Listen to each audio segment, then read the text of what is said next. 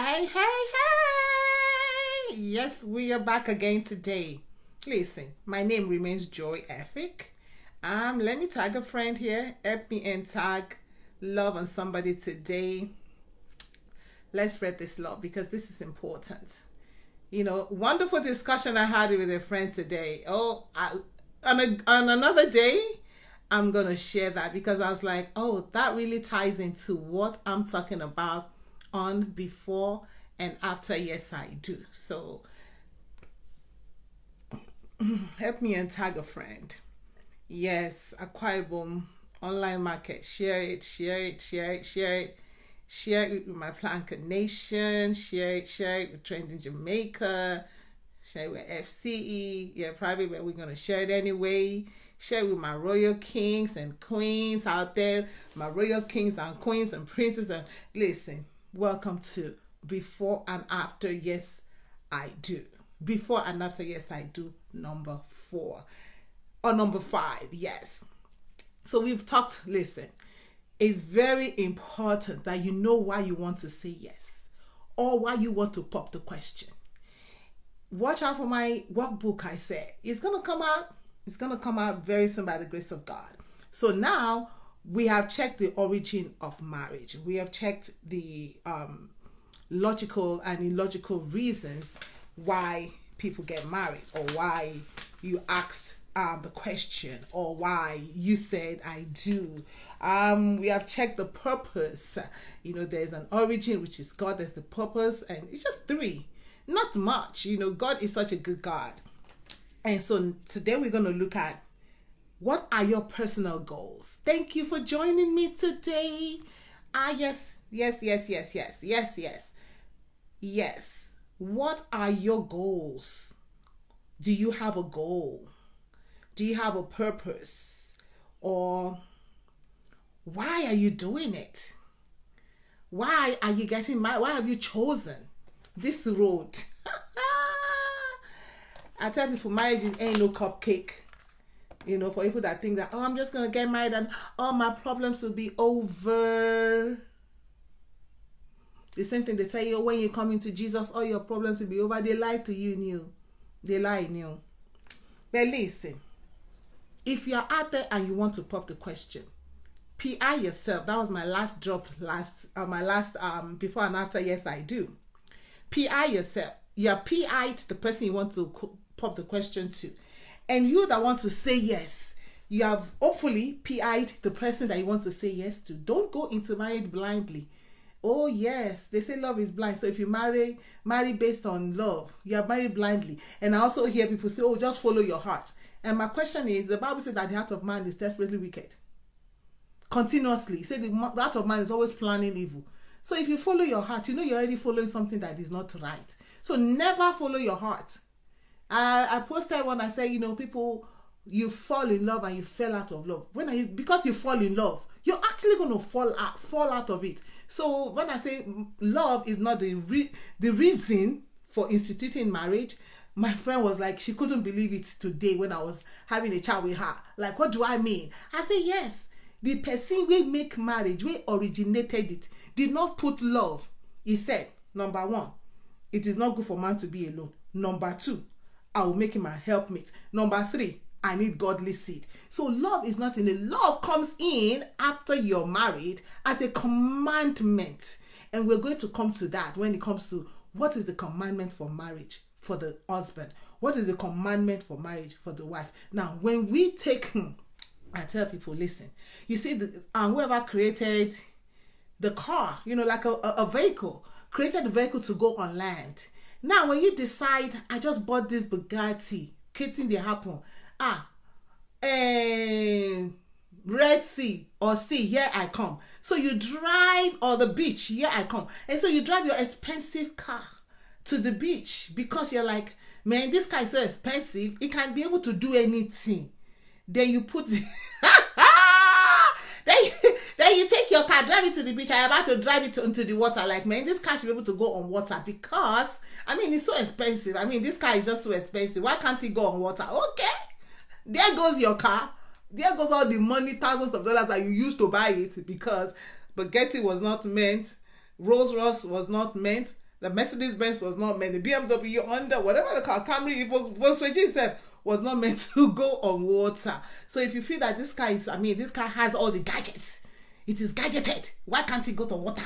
Let me put it on water and then it can go. You're using the, it is a boat or a ship or a yacht that is meant to go on water. But when you take your car to put it on water, you already know you're using the wrong thing. Or maybe you're going farming. I have a garden, so I want to go and till the ground, get it ready. The weather is getting better. I have to begin to think of what am I going to plant, and then I go and carry. What am I going to carry? Say, I take my camera or my iPad. I was like, you know what? It's time to go and till the ground. What's going on here? What's going on here? You use a hoe to till the ground. You don't use an iPad or a computer or your phone to till the ground. So the same thing. We bring the things, I talked about the effect of social media, not just social media, but the effect of media, period, on marriages. And so when we see people say, oh, I married for love. So very soon, you fell in love. Okay, you're going to fall out of love. Is it mad? Because when push comes to shove, when the seasons change, because season will change. Some people like summer, some people like winter. Some people don't like summer at all. Some people don't like winter. Some people like, summer is so hot for me, I prefer winter. Everybody have the season where they like. But guess what? Season is something that must happen. For every time, there is time and there's season. There's time and there's season, and it happeneth to all. There is no marriage that is spared of seasons. There is no country that is spared of seasons. Yeah, we may not have snow in some parts of Africa, but we have Harmattan, which is also a cold, dry season. They may not have really tropical season in some part of the Western world, but sometimes they have a little bit of sun, coming, because God gives everybody a little this, a little that. So seasons must come for everybody. So the same thing with your marriage. So this before and after yes I do is for us to go back and recap and reconsider why you're about to do it. If you have already done it, if it's not working, you might want to look at, why did I do it? Why did I do it? And go back to the original plan. Don't use a car to go as a boat on the water. It's not going to work. It's not going to work. Okay, what you taking married? Oh, I love him, so I married him. And so right now I'm in that season where I don't feel that feeling anymore. Does that mean that marriage should pack up? No, but we see a lot of people packing in a while because we've seen it on movies, because we've seen it on the media, because we've seen it on TV. And so we have been programmed to think that this is it. This is it. Because the winter is here, are you going to close your shop and not open up the shop again forever, forever? Even though Corona is here, people have survived Corona. Even people that have packed up their shop, they are also thinking of, when am I going to reopen? What am I going to do? How am I going to change some stuff? How am I going to switch some stuff? Some businesses moved and rearrange themselves to continue to survive. So, but in marriages, then you want to pack up. No, it is simply because you have said, I'm following my heart. Your heart is wicked. I'm marrying love. Love is blind. Hallelujah. And my friend was like, Joy, she was like, I gotta go. It was so hard for her on the phone. She was like, no, I gotta go. I can't talk about this on the phone right now. I cannot. Because she couldn't believe what I was saying. And that's the truth. Yeah, the truth is bitter, they say. But I said, when you PI the person you want to say, can you or will you? Are you going to? And then you that want to say, yes, I do. Yes, I want to. And whatever your answer is going to be. Okay, so you PI them. So now it's time for you to PI yourself. You must think about what are my goals? What are my goals? You must have personal goals going into marriage. The key thing is, if you don't have personal goals, all you're doing is just getting on somebody else's, you're piggybacking on somebody else's goal or somebody else's life. You yourself don't have a plan at all. It wouldn't work. After a while, you're going to feel like you're just in an empty space. So this is to encourage you to also get a notebook. I said the workbook will work better. Okay, so you put your personal goals, like, what do I want to get out of this marriage? Now, I'm not talking about I'm going to get a house, I'm going to get a land, I'm going to get, he must buy me a car. No, those are, because house and land, those things can pass away. You have to have your goals. What do you want your marriage to look like? So if you're already in the discussion, maybe the man has already, said it, and you guys are discussing it. Yeah, you might want to like, oh, hey, uncle or auntie, let us discuss our personal goals. What do we want? You know, some people get to marry, they never talk about the personal goals that they're gonna have. They just marry. And yeah, so this age, and now I say, young people, you all are so blessed because there's so much information out there that you can glean. You don't have to enter marriage. I love him. Love is blind. I'm following my heart. The heart is wicked. Two things. Don't marry because of that. You're going to be disappointed. It's a matter of time. If you ask your parents, people who have stayed married for 40, 50, no, let's say from 25, because at 25 some marriages break up. So yeah, that is a hard place for marriages. So people have reached 30, 35, 40. Yeah, you may ask them, tell me about love. How did love have anything to do with your marriage? And they can frankly talk to you and let you know what it is. So here you have to have together, you have to take a paper, take a book, and write down your dreams and your goals together. We are on this journey. Marriage is not something we're getting into to get out. No. You don't get into and say, you know what, I'm going to get into it. If it doesn't work, I'm going to check out. No, you're getting into it because God created it to last. The creator that created and originated marriage originated it for till death do you part. That nothing can happen, until the other partner dies, and that's it. Then marriage ends. So here we have your dreams, your partner's dream. Ask him, oh boy, you want to get married? What is your dream? Do you have a dream? Don't marry somebody that does not have dreams. Do not marry somebody that does not have a dream.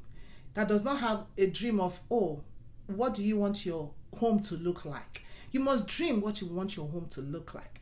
Your partner must have a dream for the kind of marriage that they want to get into. And you have to set clear goals. Write it down. Make it plain. Let nobody, don't put yourself in a place where I really don't know, I'm really thinking. No, you don't think in this one. Because like I said, marriage is not a job. Your job, you can decide, you know what, I'm tired of working for Delta, I gotta go.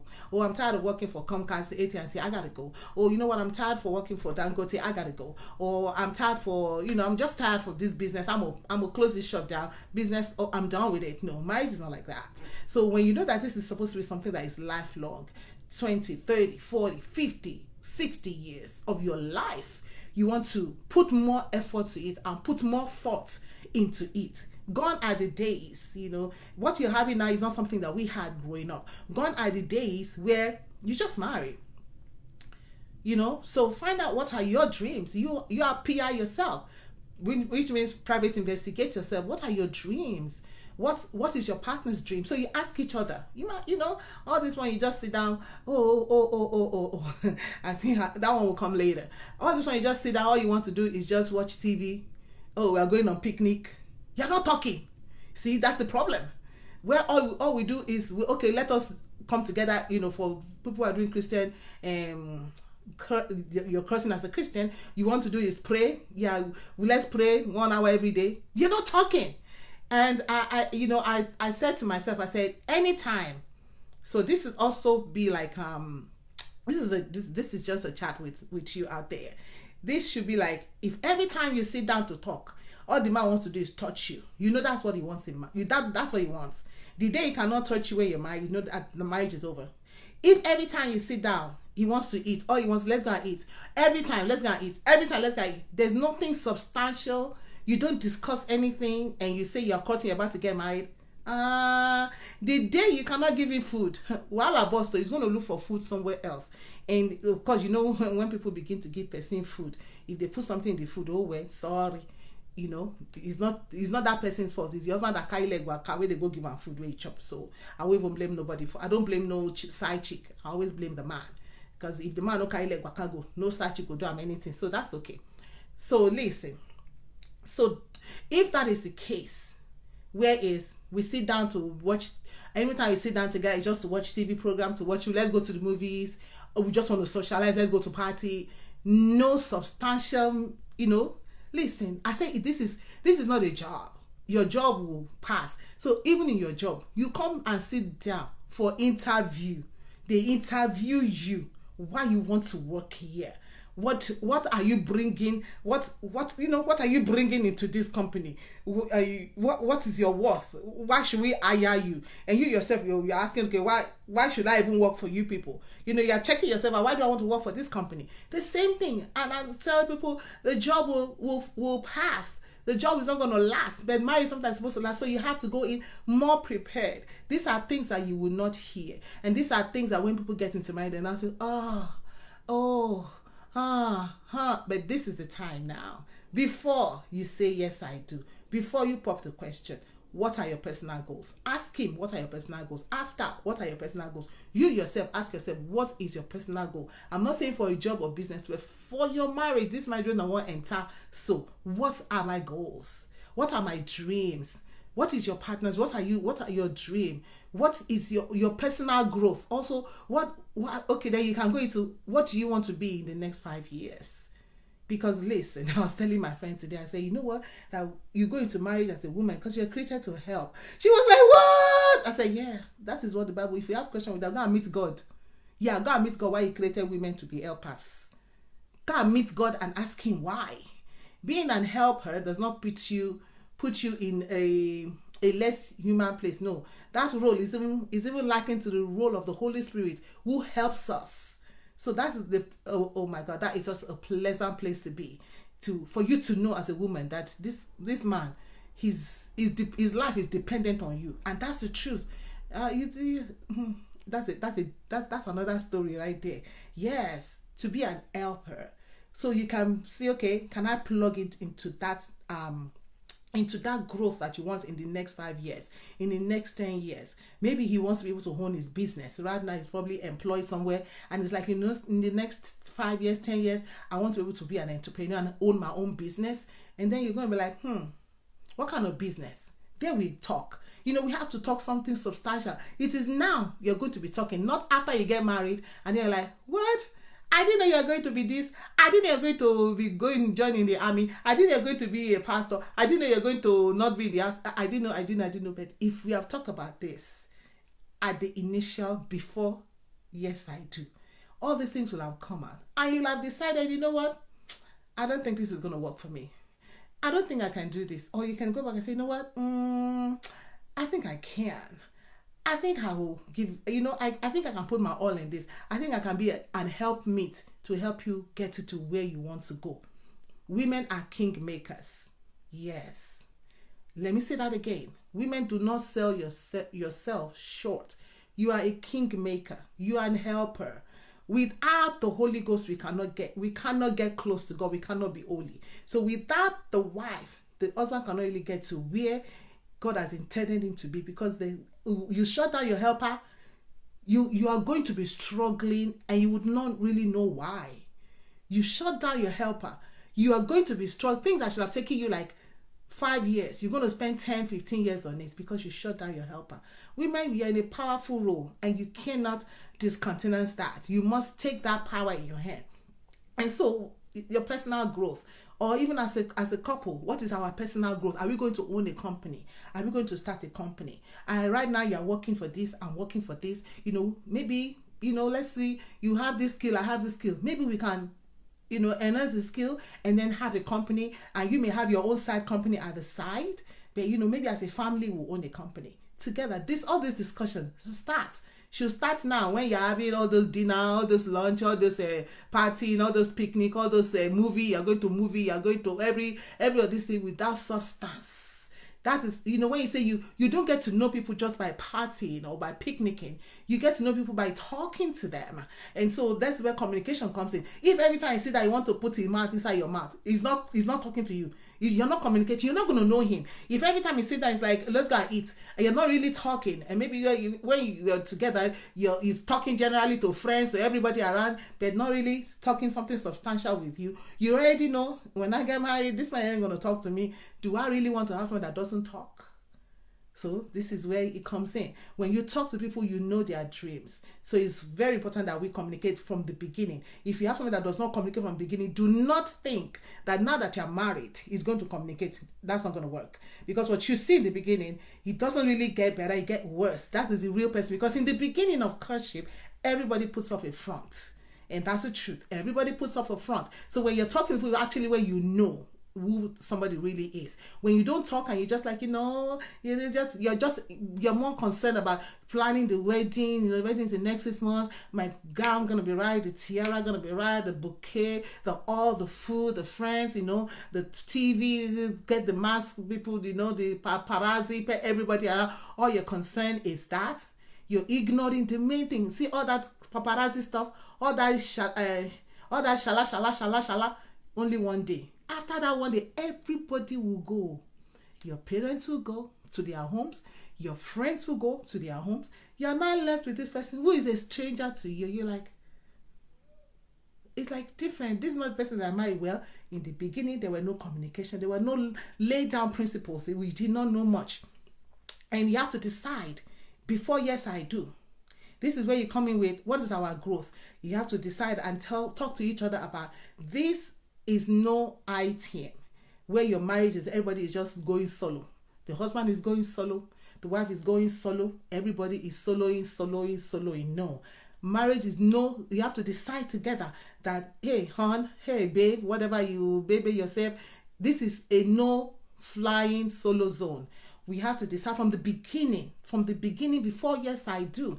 So this is where communication comes in. At the beginning, you don't communicate in the marriage. At the beginning, you have to set some things in place. You have to be able to, get a dossier and say, what, we are not going to play solo. We are not going to have the I team.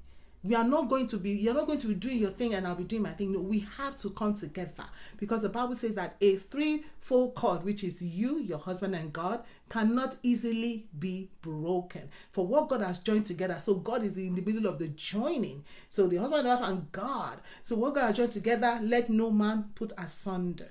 He said two. When two people put their efforts together, they have more input. They get more. So when the husband is flying solo, the wife is flying solo.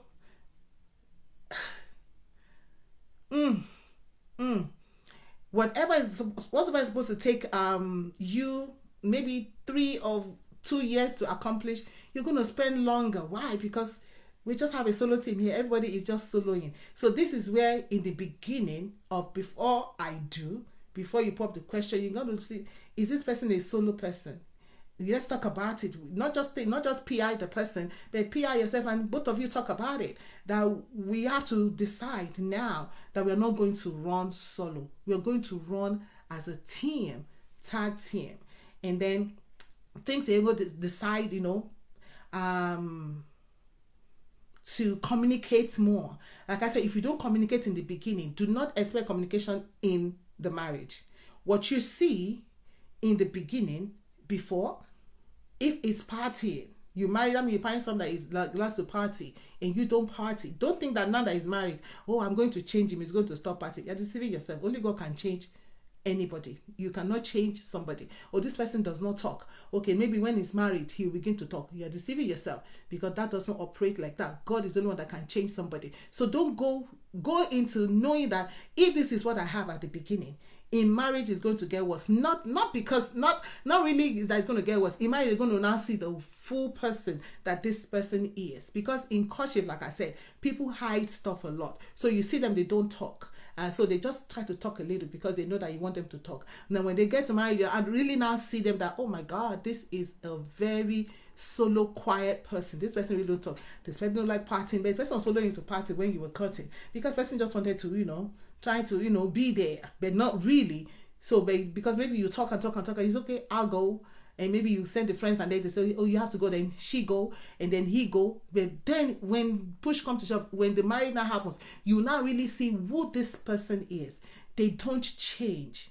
That man is not going to change. That woman is not going to change. So the key thing, your communication must begin in the beginning. If you have someone that does not communicate, you are going to have communication problem in marriage. And that is the truth. Nobody told you that. You cannot change somebody that doesn't communicate. They have to decide to want to communicate. Maybe they have to attend marriage seminars, or maybe they have to attend, counseling sessions that will, kind of encourage them to communicate or to talk more. And that's it. But you cannot of your own. It's just going to be frustrating to you and to your spouse or your partner or you know. It's just going to be frustrating when you're trying to force somebody that does not communicate to communicate with you. But these are the things that you saw in the beginning. So these are the goals that you have to have for yourself. You have to have personal goals for your marriage. It is important for you that you make those goals clear to the person that you want to spend the rest of your life with. Because assuming you are 30 years old now, so you're going to be spending another 30 years. That's a long time, or 40 years or 50 years with that person. So that's why I say, marriage is different from a job. A job, you do all this stuff, interviewing and all that to get in. You write your resume, you prime yourself, you prop yourself, you everything yourself just to get that job that is not going to last. People leave jobs 5-6 years, they move to another job, and maybe job fire yourself. Corona come and they shut down the company, stuff like that. But your marriage, Corona does not shut down your marriage. You know what I'm saying? Corona don't do that. Yeah, it's not just I'm going to pack my bag, unless maybe there's there's spousal abuse, and your life is endangered. Then you can step aside. But otherwise, marriage is something that God planned to be lifetime. So that's why it's important that I had to, start this process to let us all in the loop and to begin to make some changes. Then you're going to say some goals, like you can talk about things like maybe, when we get married, public, talk about things like public show of affection. Maybe the man don't like to show no public show of affection. If you hold his hand, he may be the kind of, he's not Mr. Romanos. Remember, if you saw one of my posts I did about Mr. Romanos, Mr. Romanos at Auntie Cecilia. Maybe the man is not Mr. Romanos. And so when you don't talk about it in the before stage, you just feel that, maybe it's going to change when he gets married. It's a lie. If it's not Romanos before, it's not going to be Romanos inside. You can't change it. It's going to be frustrating to you and to your husband too. And if the woman is not Cecilia, yes, Cecilia is like, honey, if she's not like that in the beginning, do not expect it in. It's going to be frustrating for her, for you to be demanding something that you already saw in the beginning that she was not. So you have to understand and take the human being for what the human being is. So you got to decide, okay, how are we going to be showing affection to each other?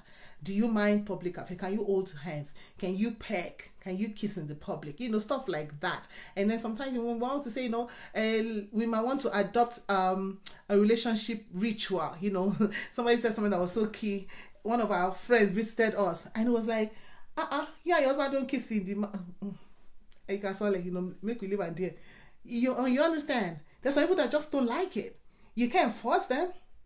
So you might want to do, adopt a relationship ritual, like hug, a kiss, or, before you go to bed, I need my children, when they come, I'm like, before you go out of my house, I need a hug. Yeah, I'm a hug grabber. I dey grab hug me. Okay? So, that's to teach them, because they're grown men. One day they're going to get married, so they have to be able to, show affection to their wives. Maybe date nights, these are things we have to decide before, not after. Is because what if the person does not like date night?